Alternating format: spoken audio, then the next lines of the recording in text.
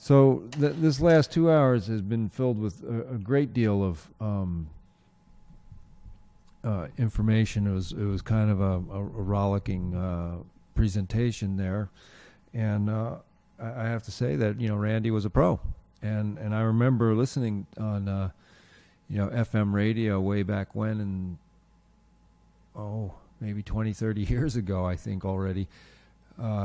Hearing her on various radio stations in New York, coming out of New York City, and that was I always found her shows very, very interesting, and these last two shows were also very compelling pieces of information. So I took a few notes, not too many, but I have a few ideas here, and that. The JFK, John Fitzgerald Kennedy assassination, she kind of referred to as a pothole that our nation hit. And it really is remarkable the impact that has befallen our nation since those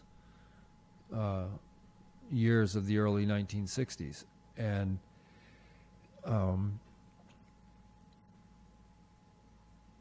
I guess what my kind of nutshell idea about the Kennedy assassination, or at least President Kennedy, because Robert Kennedy, I believe, was also assassinated, and John Jr. Suspicious death there with his airplane going down off the coast of Massachusetts. Anyway, what happens when you don't follow the script? And in President Kennedy's situation, it was he equals a dead man, and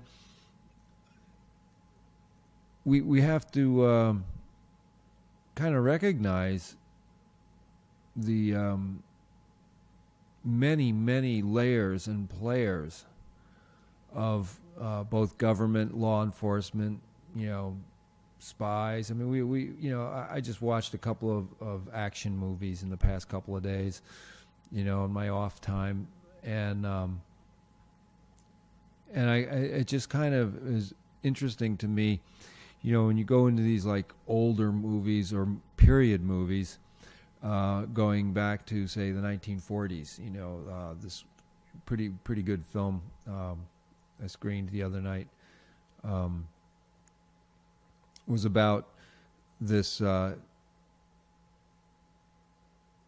secret police hit team that was comprised mostly of World War II veterans to make war on an up-and-coming mobster in L.A. in 1949 through, say, 1951 was the sort of the period of the movie, where it really even more condensed than that, even, because it was a gangland style war, guerrilla warfare, occupied territory warfare that these police guys, former soldiers, that engaged these mobsters with, and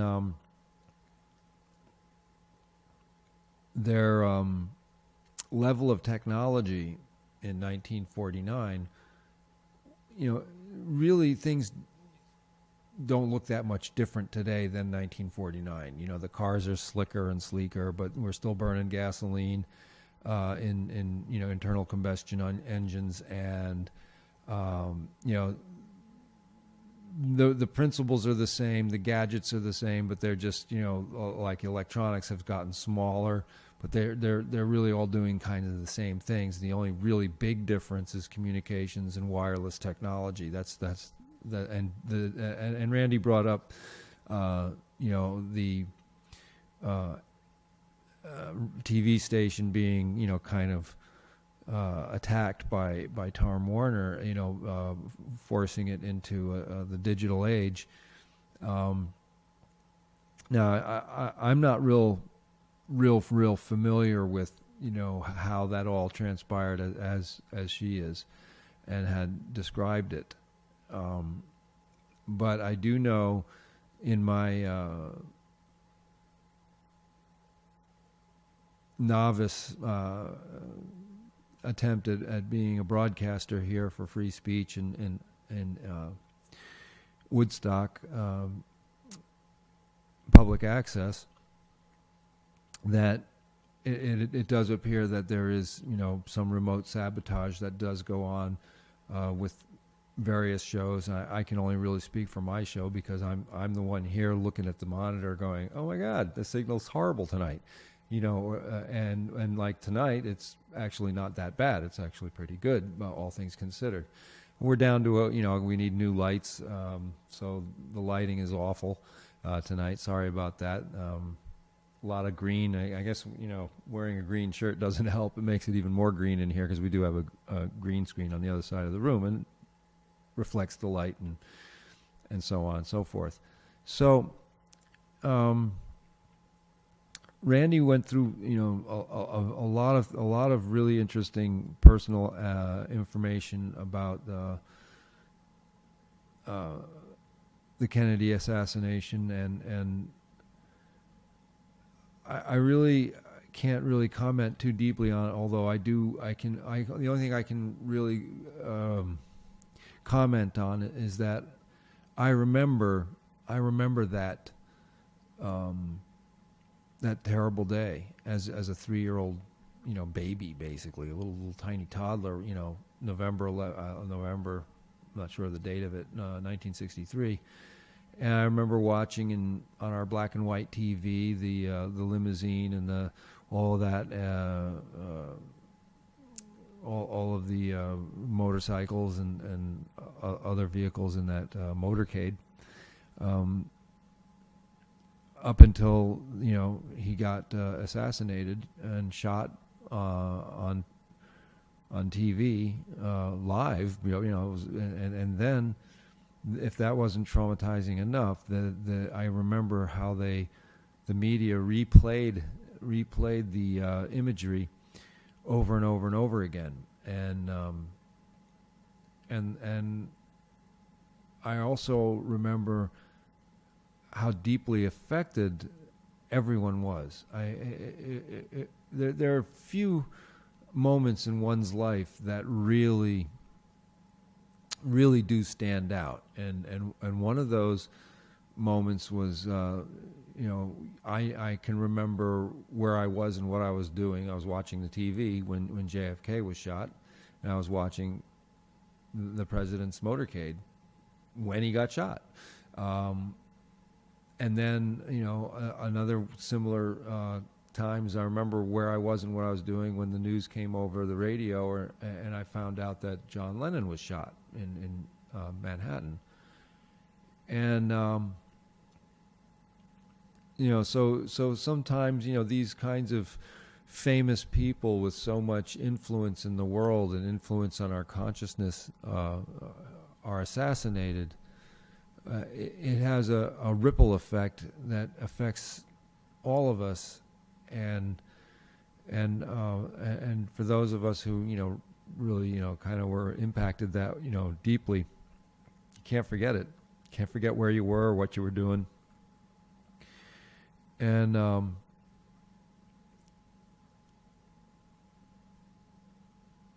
I can't even begin to really speak with any authority as to the what, why, when, and how it all happened. And I know that the question I pose to myself on my little notes here is that, well, what happens when you don't follow the script? What do I mean by that? I mean, well, the script has kind of a meaning that we're all actors, right? There's the famous old saying, it might even be Shakespearean, all the world is a stage and we are the actors, and people are the actors. And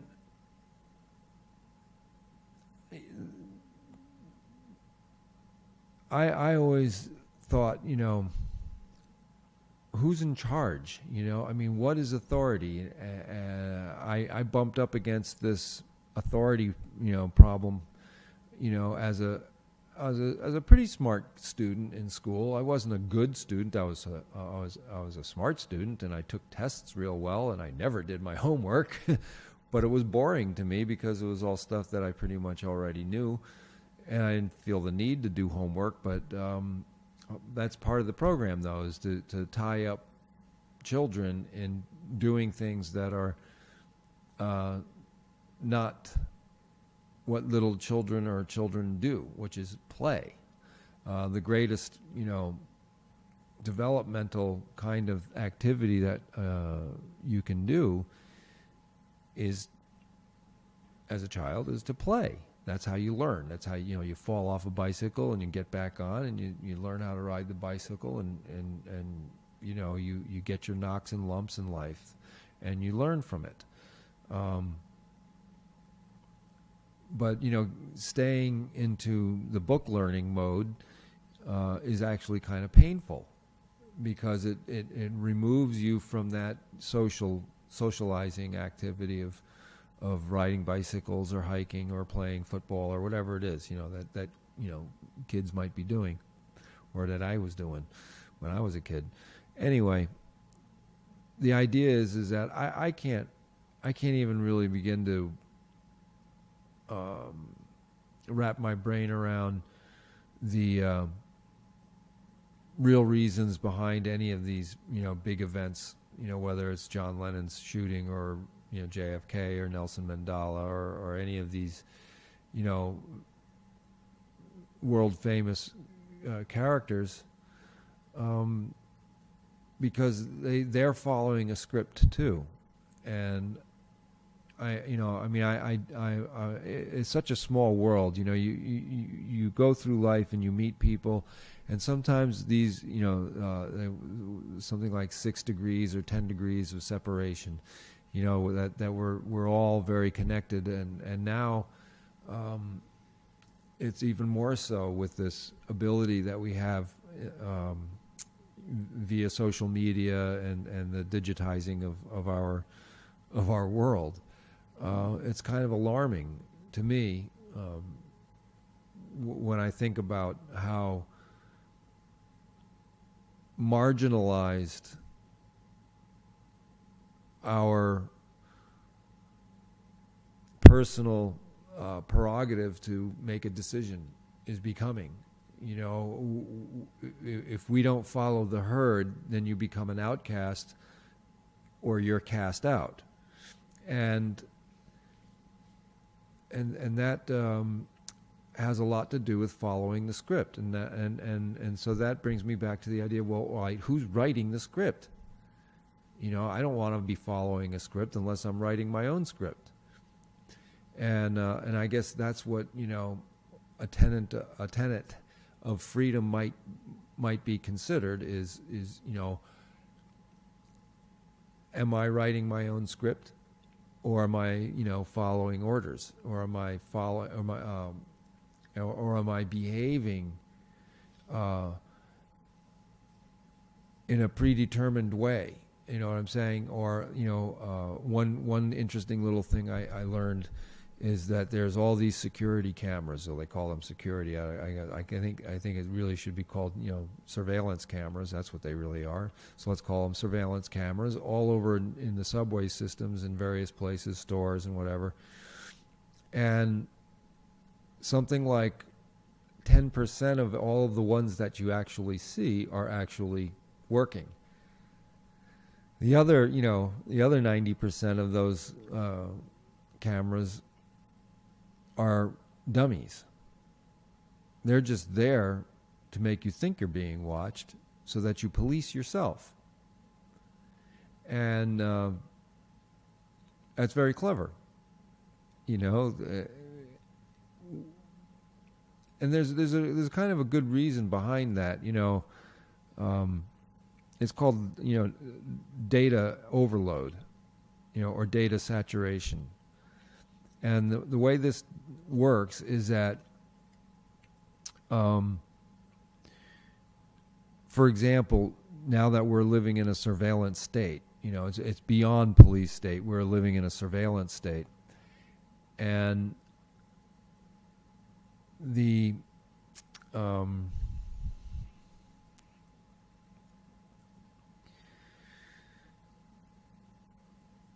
the technology that's now available to surveil us with video cameras everywhere, and they're smaller and smaller. Everything's getting smaller, right? Because that's nanotechnologies and all of this stuff and all these advancements. But it still comes to this same problem that occurred when the telephone was invented and became into popular use. And in very short order, from say the 1920s to say the 1960s, saw this explosion of interconnectedness with the telephone. Now we just used the phone because you had to dial it from your home, right? And you would go out and do your business and then come back, and maybe someone was home and could take a message for you if you missed a call, and would write it down on a piece of paper, and then you could call the person back, and then, oh wow, somebody put tape recorders onto phones, and so now you can have a phone answering machine, and then and now we all have our little Star Trek communicators now with our cell phones, and with all of the apps that come along with it. Anyway, so I just had a funny thought. Yeah, now we're, instead of Planet of the Apes, we're Planet of the Apps. But this is leading us to this thought that, when the telephone was first popularized and the capability to monitor a household and the people in it was already there.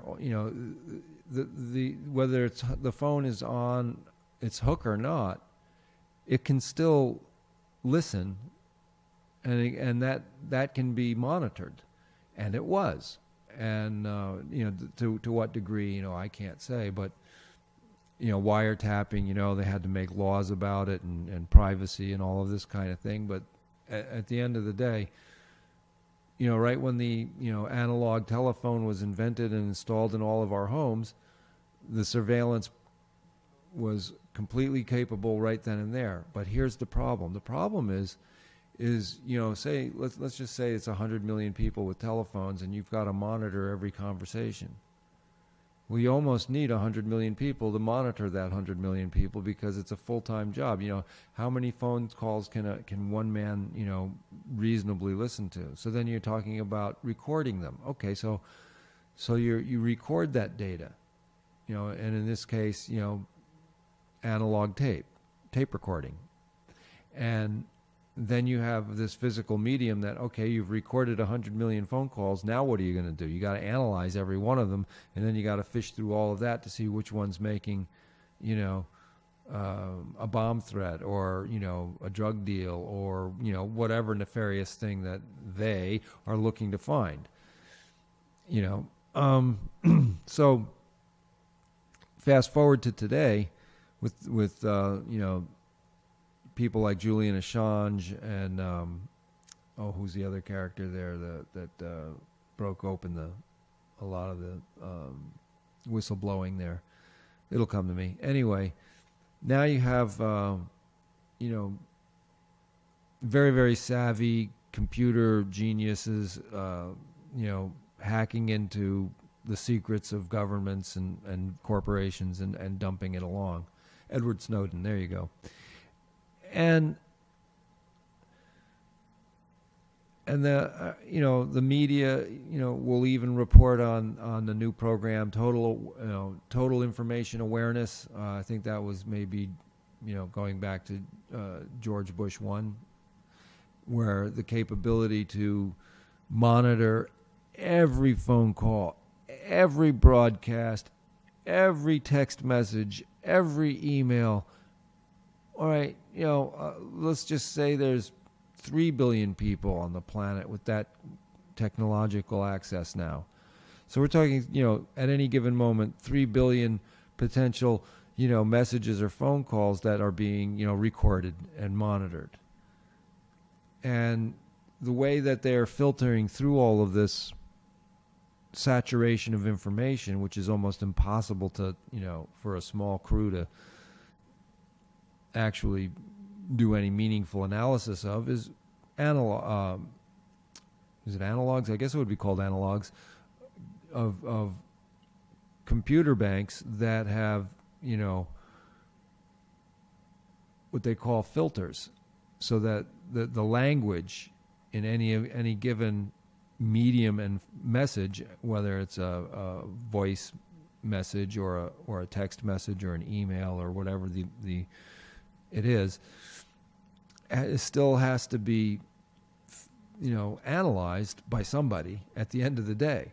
And the computers are getting more and more advanced with artificial intelligence, and that they can do that analysis on a whole order of magnitude or several orders of magnitude faster than regular real live human beings.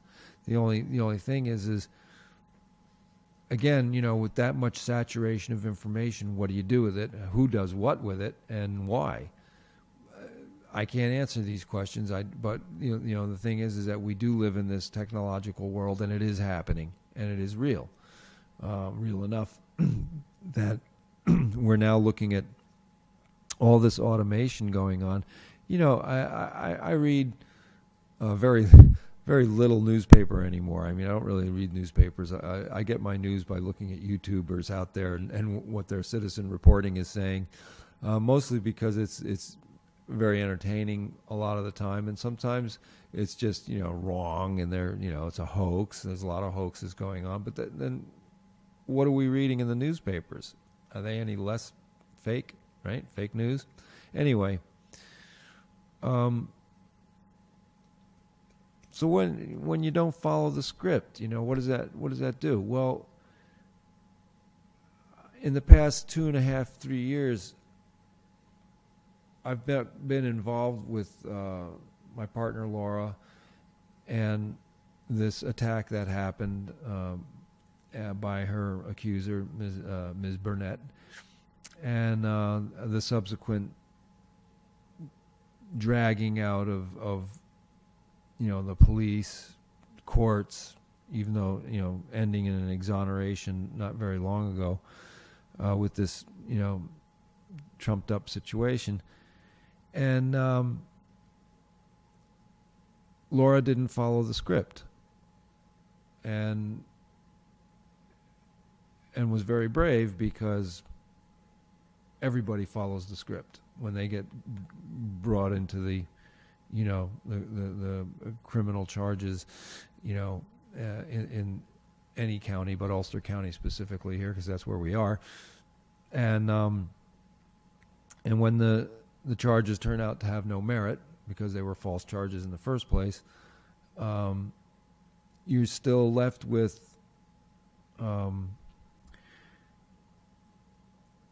a lot of damage that has been done to your reputation and your life, specifically through being marginalized and not listened to for the facts of the situation from the accused point of view, but also how the police press release and then subsequently media press releases picking up on it had it's basically it's like, even though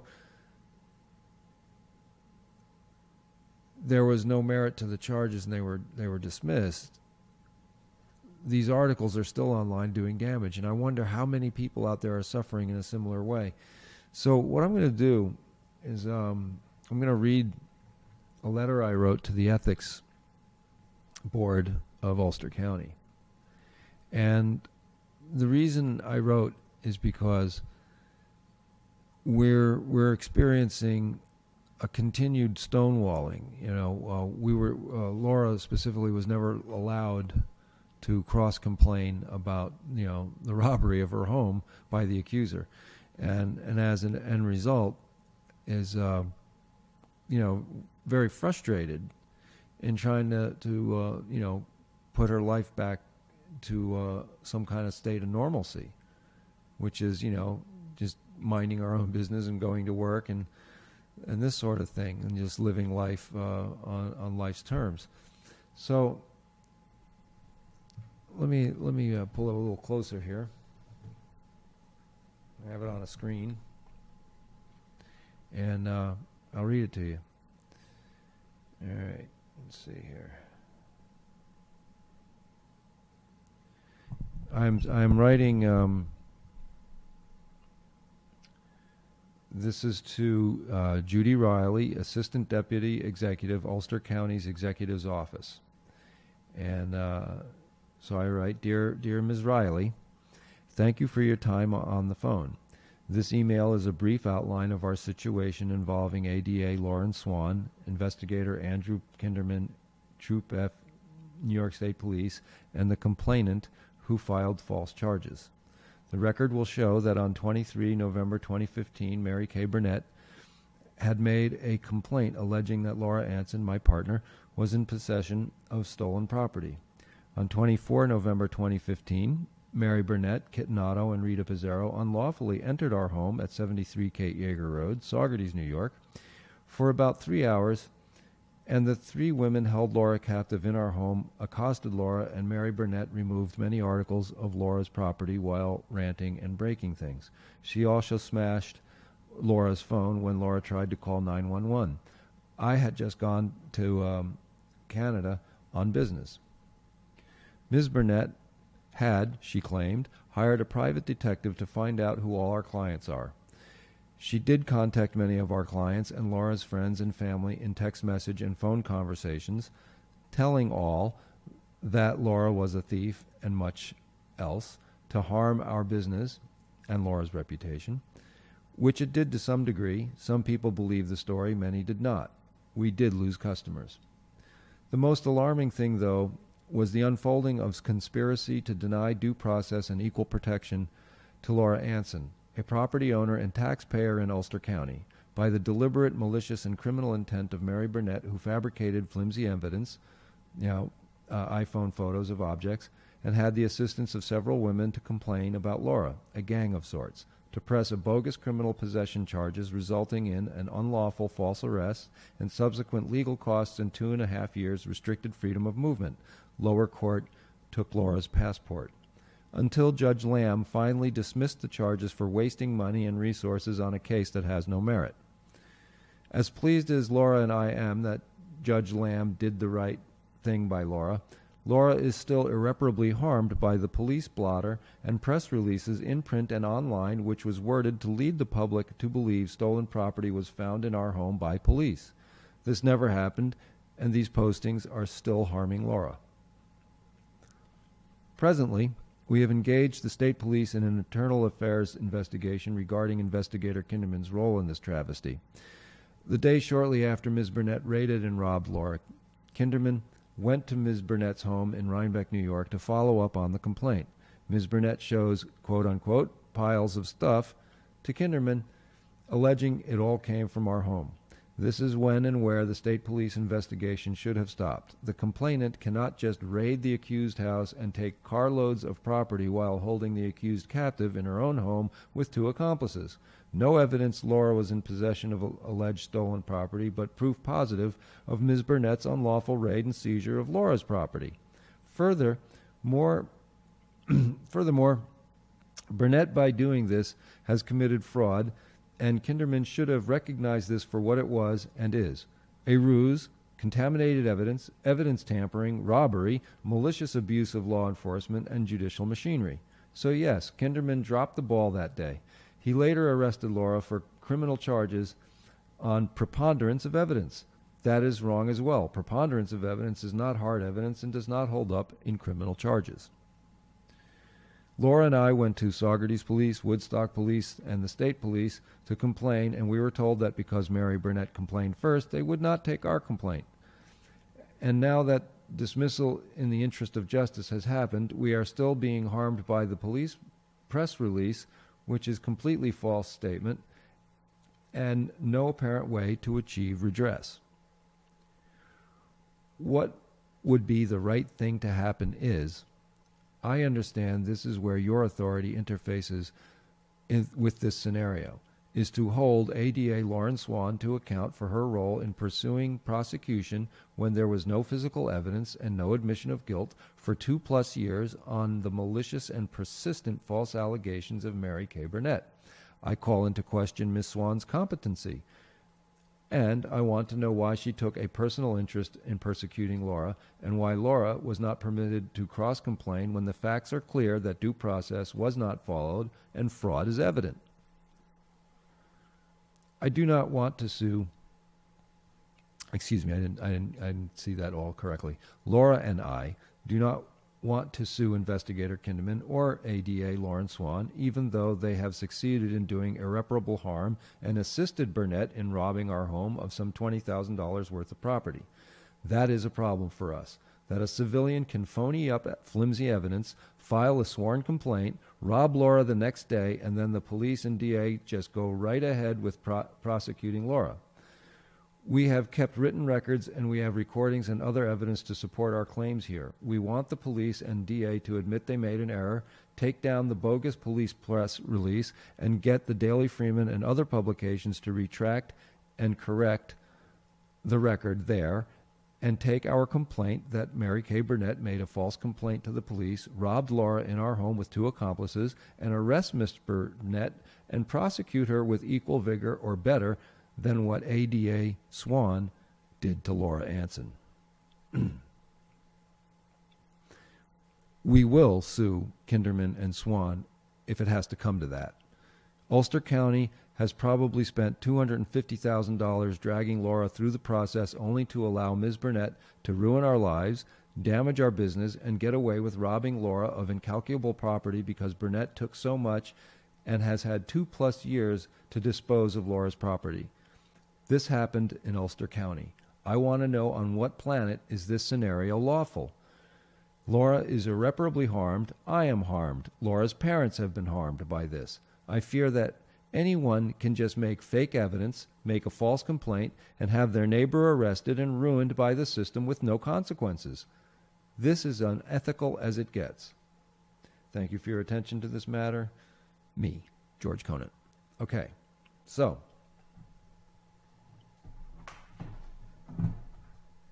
we didn't go by the script.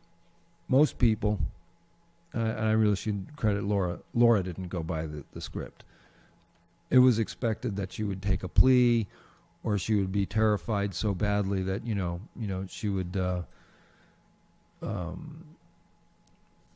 break down, or like I said, take a plea, or try to get out of it in some other way that would harm her.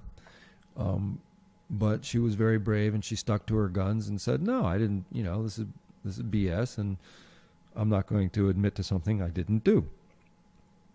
And it was just that's that, and none of the lawyers or nobody could really the reaction of many people in the system was quite interesting. She wasn't following the script. Laura didn't follow the script, and even though the facts of the matter were completely on Laura's side. We have a Lauren Swan, the assistant district attorney, really gunning for her to push this thing through to trial and really keep it going. And in the written dismissal, Judge Lamb was very direct in that the charges had no merit. It was a waste of money. It was a waste of resources, of county and taxpayer resources. That being said, when you're confronted up close and personal with this kind of a thing, though I'm not the one directly affected by this activity, I am. It's been very stressful to watch this unfold the way it did, and element to this is that one good friend of mine said, look, if an injustice is happening to one of us, the injustice is happening to all of us. And so that's why, I think it's real important that we do hold our town board, church boards, any of these entities that are supposedly working to the best interest of their constituencies, and make sure that they really are.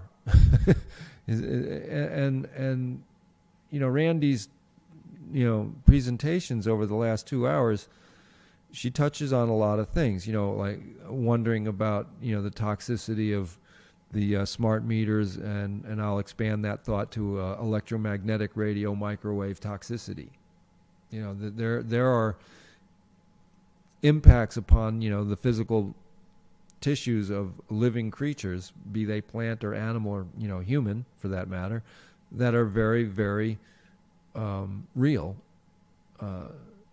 toxicological impacts, and the frequencies that are now being used in the 5G networks are very fast. They're high frequencies, and they're called microwaves, and they do the same kind of thing to your living tissues as meat being thawed out or cooked in a microwave oven. Y'all out there need to understand this, that just because you can't necessarily feel it, sense it, it still has an impact on you. And the other insidious thing about these microwaves is it doesn't necessarily have to be very powerful to still have a negative impact. So there's that going on, and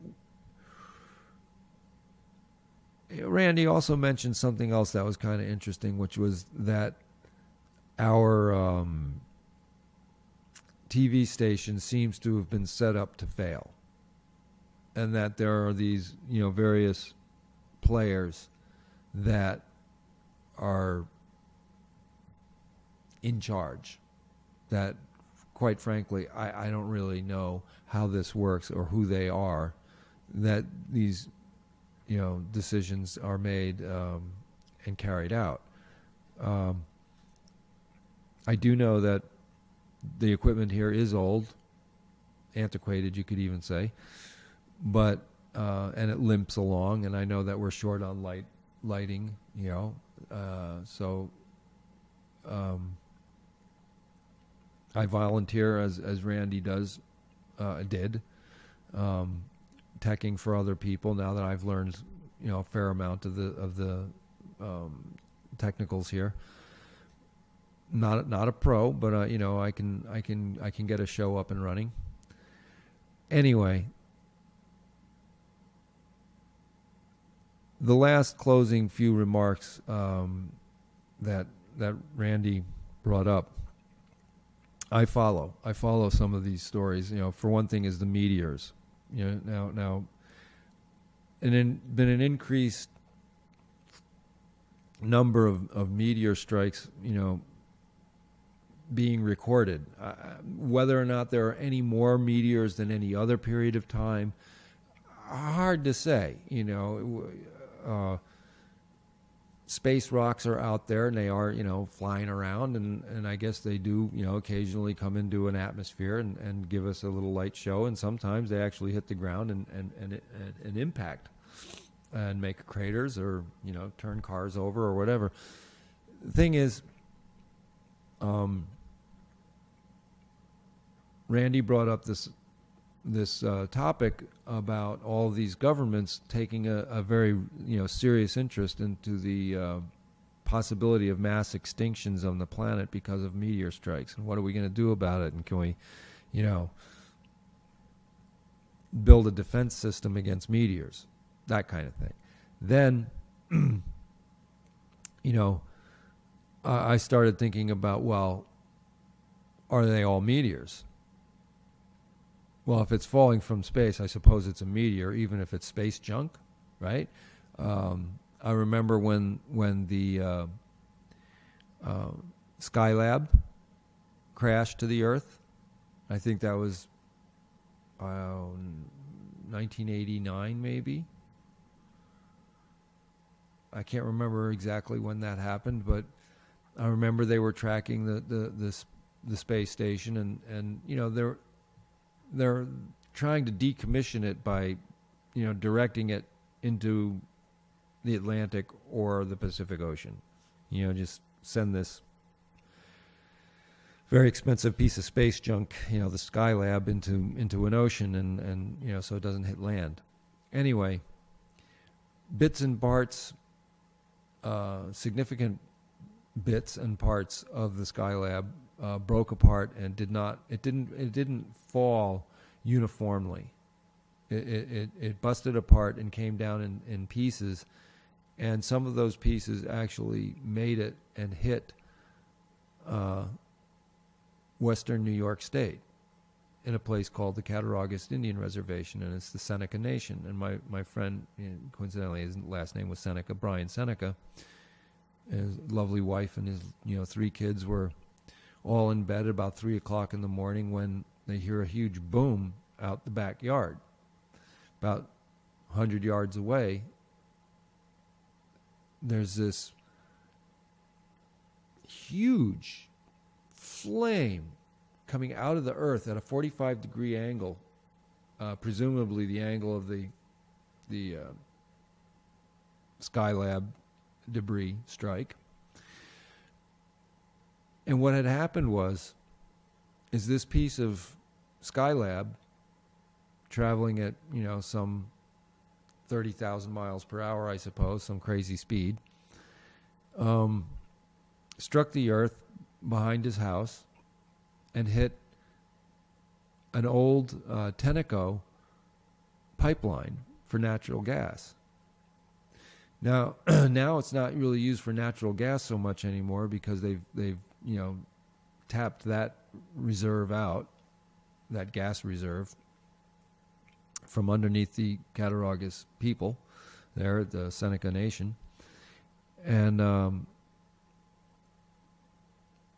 they use it for high pressure storage of perhaps natural gas or gasified petroleum, what we call LP gas, liquid propane, or liquid petroleum, or propane.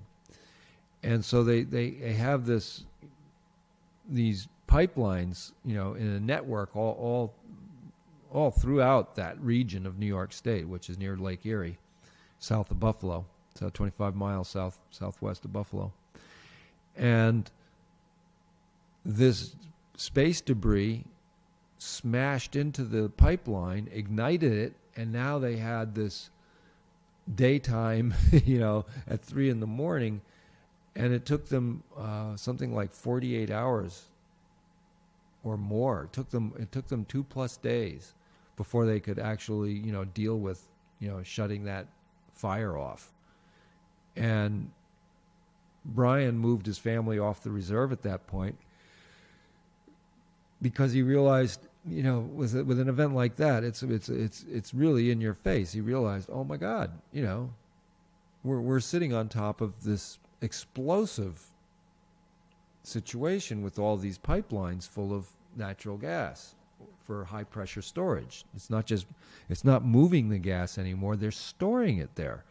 And so, and this wasn't common knowledge. It's not as though, you know, Tenneco had any business doing that, because first of all, the pipelines were old already, and secondly, they weren't designed for high pressure storage. They were designed for movement of product, not, you know, high pressure storage. There's a very big difference in what that means for the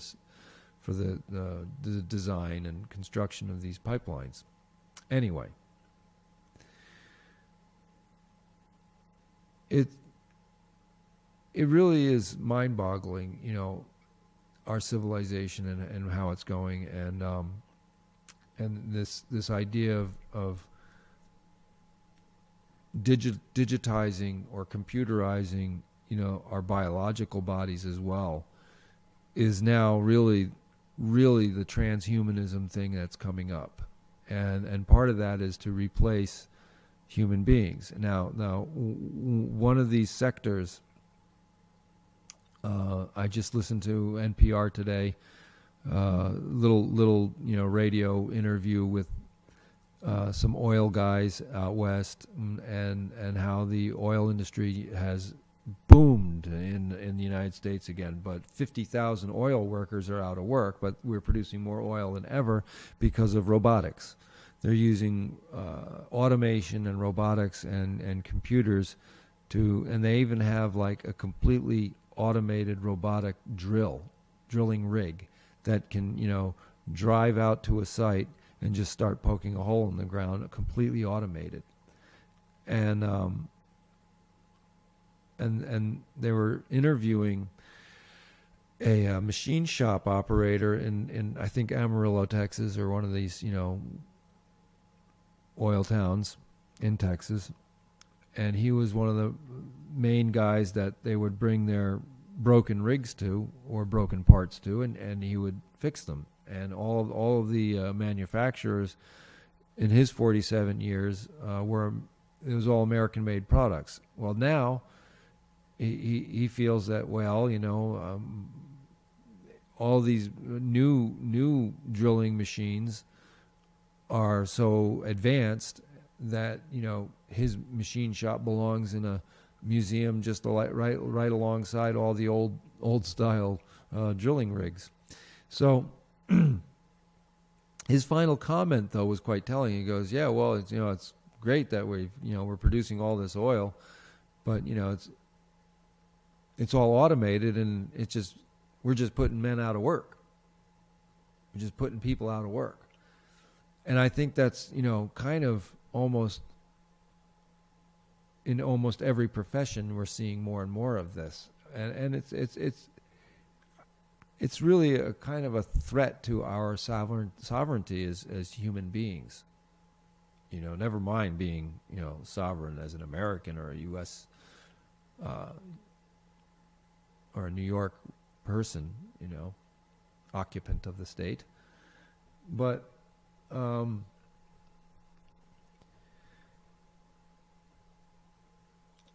The other news bite today that came up that was kind of alarming along this lines was truckers.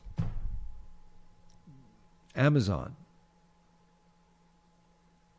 is now putting on the road trucks for shipping that are pilotless. They are automated, computerized, self-driving tractor trailers. And they're starting them out with human drivers to monitor the automated drivers, self-driving machines. And this will be, marketed to the general public very soon. It's not that far away now. And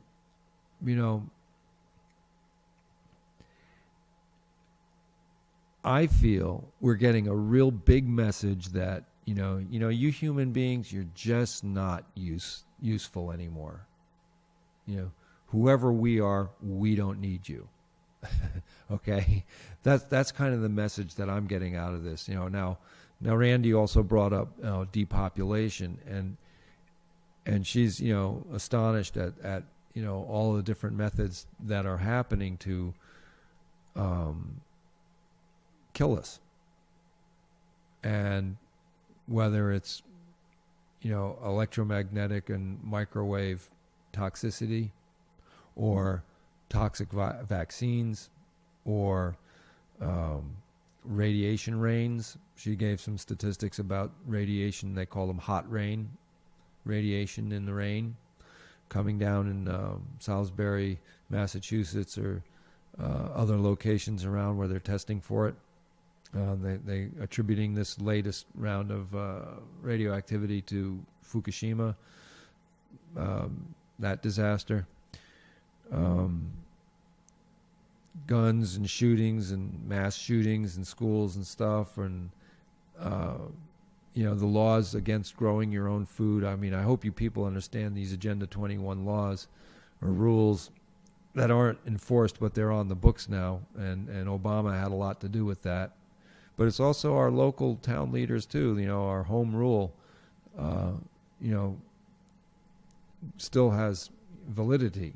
We should have the autonomy for a certain amount of,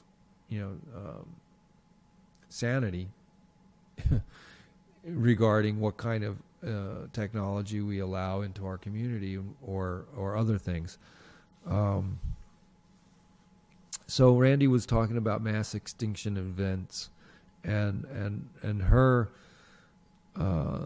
final analysis was global warming, and global warming being the final nail in the coffin. And I gotta I think about all this stuff all the time, and I'm probably more disturbed about microwave intrusion or microwave trespass upon biological systems than I am global warming. Global warming really, she was using some statistics that 350 parts per million per volume of carbon dioxide is disastrous, and anything over 440 parts per million per volume carbon dioxide in the atmosphere is that's it. We're done. We're cooked. We're going to turn into Venus, and it's not going to happen. And there are things in the geological record and the fossil records that show that carbon dioxide's been very, very high. And 800 parts per million per volume, and they boost carbon dioxide in greenhouses up to 2,200 parts per million per volume. And that makes the plants grow real good, and the plants are growing real good. They're putting oxygen off. So that carbon dioxide is equally important in the atmosphere to be abundant. Don't sequester it. It should be abundant. And that the opposing argument to global warming is that things happen in cycles, but there's also geoengineering. There's also tinkering with the atmosphere, and it's been about almost 80 years that they've been spraying stuff in the atmosphere. Again, it's always a military program. I've talked to some World War II vets. Oh yeah, they were seeding the clouds and when we were bombing Germany, so that the gunners on the ground couldn't see the planes. So this chemtrailing is nothing new. It's been going on a long time, but it's been going on with a lot of advances, like everything else, technological advancement. It happens faster and faster. The more you develop your technology, the faster it goes. And let me just check the time a little bit here. All right, so I have about 4 minutes left, and whether it's global warming, meteors, space junks, radioactive rain, mass shootings, outlawing growing your own food and medicines, all of these issues, not one of them that our world is engaging in are actually good for us. Growing our own food with our hands in the dirt, that's a good activity. I always felt so good being in my garden on a nice warm sunny day and weeding it and watering my tomatoes and beans and squash and corn and all, and knowing that that wealthy 1% is interested in depopulating, genocide basically. Randi brought that up too, and my argument to that is that, it's not too many people, it's what we do. There's plenty of room for everybody. And we grow more food on less land than any civilization that we know of in the past. We're advancing in a lot of wonderful ways, but that doesn't get a whole lot of press. And, technology doesn't always have to be poisonous. It doesn't always have to be bad. You always have to pay, environmentally or ecologically, when you do mining to get metals out of the ground or any other materials and use them to build whatever it is you're building. But if you're frugal and careful and you make, it's like if you don't want to burn so much gasoline, make more efficient ways of doing it. I remember in the 70s, the gasoline crisis, which was completely manufactured, there was a price, gouging maneuver to raise the prices of gasoline up. But anyway, everybody stopped driving the big muscle cars and trucks and got to more efficient, smaller built things, mostly Toyotas. And then Subarus. All these Japanese cars hit the market, and General Motors and Ford, they all ended up following suit with small cars of their own, and they were all very popular. And we reduced our gasoline consumption as a result. And that's why the United States market for gasoline is a fixed market. It's not in a growth. It's not a growing market, all the gasoline that we're burning or oil. It's flatlined. It's stabilized because our population has been about 330 million or 300 million or 290 million for, as long as I can remember. I'm almost 60 years old. So good things are happening. And I'd like us, to try to focus on that a little bit. So on that note, I don't know if it's snowing out there tonight. Today is Monday, the 12th of March. Now Tuesday, very shortly in a few seconds. Oh no, wait a minute. Yeah, it is 1 o'clock. That's right. So, y'all, if we got a snowy day coming up, be careful out there on the roads. And if you are really interested in better public access TV production and so on, give our town supervisor a call and shout out, say, yeah, fix up the studio. Let's get some new cameras in there. Let's get some new devices in there. Let's do it. All right, everybody. This is George signing out here. Have a good night. That was a fast 3 hours for me. It was a lot of interesting stuff, and then a nice remembrance out there, and shout out to Felicia up there on at Radio 104 on the mountain. And we really do miss Randi and her input in our community. All right, everybody. Peace out.